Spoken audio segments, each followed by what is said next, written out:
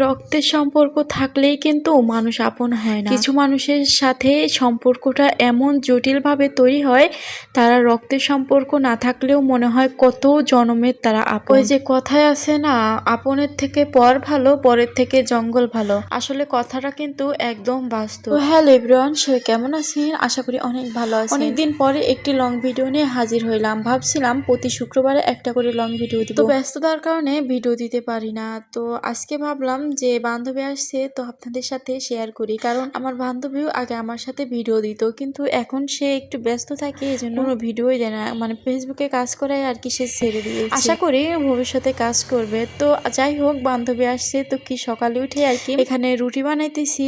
আর আগের দিনই গোশ রান্না করছিলাম, এটা কিন্তু শক্ত মুরগি, তো ওইটার গোশ রান্না করছিলাম, ওইটাই ছিল। তো ভাবলাম যে একটু রুটি বানাই, ওইটা দেখে। তো আমরা খাওয়া দাওয়া শেষ করে দুপুরের খাবার তো রান্না করছি, ওইটা ভিডিও করতে মনে নেই। বান্ধবী যেহেতু আমার বাসায় আসছে, কিভাবে মনে থাকবে বলেন, চিল মুডে আছি। তো যাই হোক, দুপুরের খাওয়া দাওয়া শেষ করে কিন্তু আমরা বিকেলে একটু ঘুরতে বের হয়েছিলাম। ঘুরতে বের হলে কি হবে বলেন, এখন যে মেঘলা দিন, কখন বৃষ্টি আসে আর কখন যে বৃষ্টি থাকে না, এটা বোঝা মুশকিল। আসলে রোদ ছিল, তখন ভাবছিলাম হয়তো বৃষ্টি হবে না, কিন্তু যেই পার্কের মধ্যে ঢুকছি সেই তো বৃষ্টির দাবড় খেয়ে বাসায় ফিরতে হয়েছে।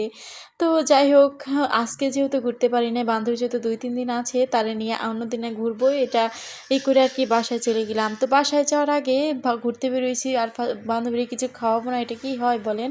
আর আমরা মেয়ে মানুষ তো ফুচকার পাগল, আর আমরা মেয়ে মানুষ ফুচকার পাগল হইলো কি হবে? আমার আমার আব্বাজান মানে আমার বান্ধবীর ছেলে, সে কিন্তু ফুচকার পাগল। তো মায়ের থেকে ছেলে কিন্তু শিখছে, তার মা আর আন্টি ফুচকা খায় আর সে বসে থাকবে, এটা কি হয় বলেন? সে আমাদের থেকেও দেখেন ফুচকা খাওয়া শিখে গেছে। তো ভিজে পড়ে যেহেতু আসছি, আসার পরে কিন্তু আমরা রাত্রে আবার বের হয়েছিলাম। যখন একটু বৃষ্টি কমছে, তখন কিন্তু আবার বান্ধবী আর আমি দুজনে মিলে চলে গিয়েছিলাম একটু বাজারে। আর যেহেতু সামনে ঈদ, একটা প্রেশার কুকারের আমার অনেক দরকার ছিল, তো এই জন্য আর কি একটা প্রেশার কুকার কিনতে চলে গিয়েছিলাম। আর বান্ধবী কিন্তু এইসব কেনাকাটায় অনেক এক্সপার্ট। আর একটা কথা বলি মন থেকে, হয়তো সে ভিডিওটা দেখলে, তাকে কখনো সামনাসামনি বলা হয়নি, ভিডিওটা দেখলে হয়তো বুঝতে পারবে। আমি কিন্তু আমার বান্ধবীকে একদম মন থেকে ভালোবাসি। আর এই যুগে আসি যে এমন একটা বান্ধবী পাবো, কখনো কল্পনাও করি নাই। তো আপনারা সবাই দোয়া করবেন আমাদের এর সম্পর্ক যেন মরার আগ পর্যন্ত এরকমই থাকে।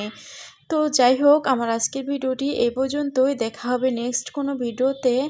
সবাইকে অগ্রিম ঈদের শুভেচ্ছা রইল। ধন্যবাদ।